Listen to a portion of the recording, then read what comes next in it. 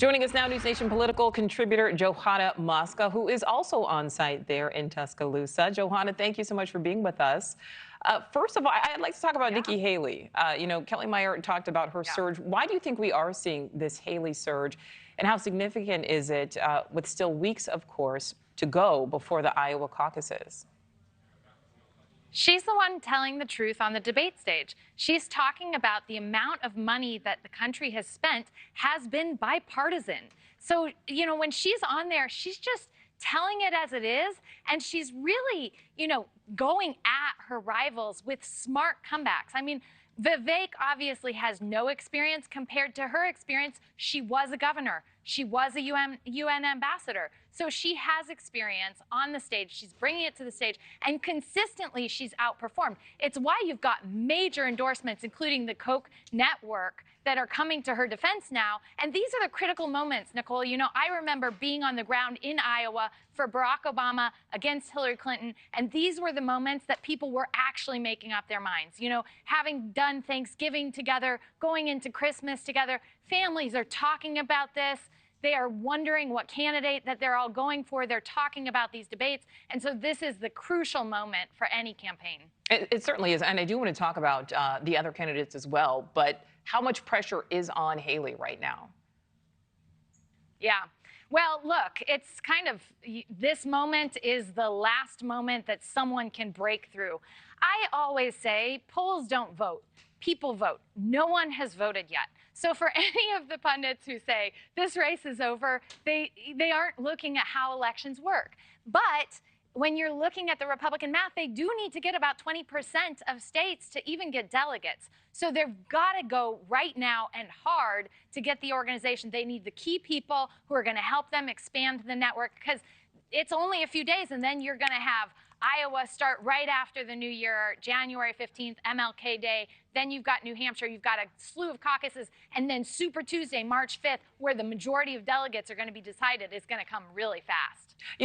And Johanna, what you said there about, it's so important you have to get those delegates. We know the former president, Trump, still ahead of this pack by a long shot. But between, let's say, Ron DeSantis and Nikki Haley, since they're the two that are closest for second, is one of them more of a threat when potentially matched against current President Biden?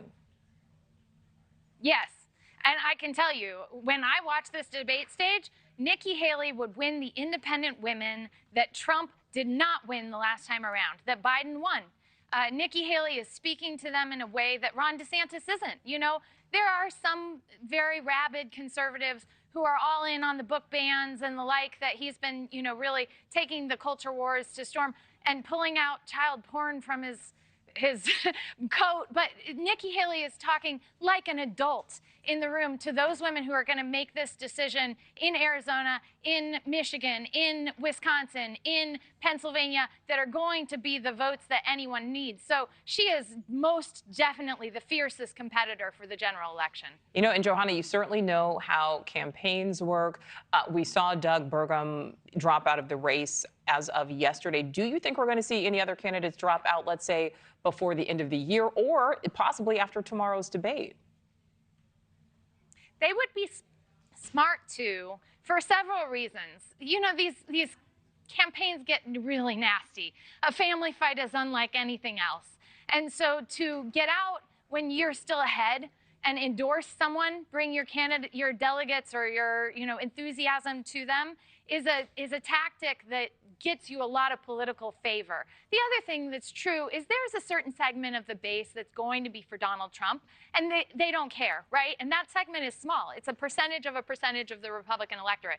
The larger percentage of the population that's going to vote in the general election would probably prefer a different candidate. That's true on the Democratic side, too. The Republicans have fierce contenders, and they're having this play out. So if they want the candidate that's going to have the best chance in the general election, if they consolidate their field, it gives them the best chance. All right, and Johanna, my last question for you. We only have about 30 seconds. We know Trump is, certainly the front runner on the Republican side. We also know he will not be at tomorrow night's debate.